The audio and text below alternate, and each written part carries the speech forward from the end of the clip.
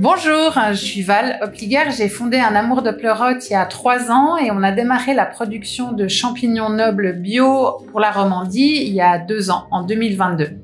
Bonjour, Manuel Lederach, responsable de production. Je gère les équipes et puis je veille au bien-être de nos champignons. On a démarré plus en tant qu'artisan champiculteur et puis très vite on s'est rendu compte qu'il y a un vrai appel des Romans à manger un produit organique respectueux de l'environnement en Romandie. Et puis très vite on a dû se professionnaliser et c'est à ce titre qu'on a engagé Manu il y a 1 an en tant que responsable de la production. Voilà, bienvenue dans une des chambres types pour la culture de nos champignons. Donc des chambres dans lesquelles on peut reproduire de manière très précise l'environnement dont le champignon a besoin pour mettre à bien sa pousse, sa fructification, tout son cycle de vie. Donc c'est un environnement dans lequel on peut jouer avec l'humidité, la ventilation, la température, puis le CO2. Tout est contrôlé. Actuellement, chez Un Amour de Pleurote, nous produisons 4 variétés de champignons. Le Lion's Mane, le pleurote gris, Pleurotus ostreatus, le shiitake et puis le pleurotus, aussi Eringi.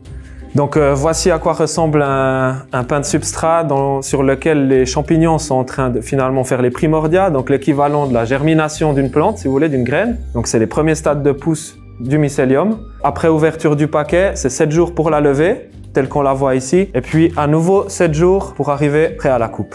Un bloc comme celui-ci pèse initialement 1,5 kg. L'idée c'est d'en tirer 20% de son poids en champignons. Et ça tourne entre 200 à 350 grammes de récolte par bloc. Donc bienvenue à l'étape de la récolte. Donc comment on récolte nos champignons? Eh bien c'est à la main, forcément, c'est pas automatisé. Et donc l'idée c'est de venir chercher nos champignons délicatement au plus bas, d'avoir le plus de pieds en prenant le maximum de ce qu'il a à nous offrir pour minimiser les déchets et puis valoriser notre produit comme il se doit. En fait, ce qui est hyper intéressant pour le réseau Roman, c'est qu'on a une fraîcheur garantie de moins de 24 heures entre le champignon coupé et son moment de livraison. Les restaurants Eldora passent commande, on livre le lendemain matin. Donc en termes de fraîcheur et de proximité, de réactivité du réseau, c'est quasiment impossible de faire plus court, quoi. On livre une qualité et une fraîcheur qui est premium. Ça ne veut pas dire que le champignon, une fois dans le frigo, après quelques jours, ne peut pas s'oxyder, donc devenir sécher un petit peu, il pourrait devenir jaune. Ça change, ça n'altère en rien son goût, ça peut juste altérer sa fraîcheur. En termes de recettes, moi j'adore le couper, en fait en tranches, mais comme ça, horizontalement. Et puis le faire revenir dans du beurre, ça a la consistance d'une coquille Saint-Jacques. Franchement, sur une salade, ça a le goût d'une coquille Saint-Jacques.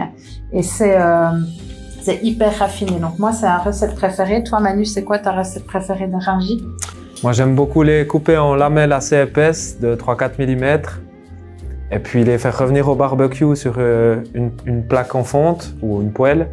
Et donc bien les dorer, les presser fort, elles deviennent très dorées, très bonnes. Puis ça, avec des bons épices et une bonne sauce, c'est picobello.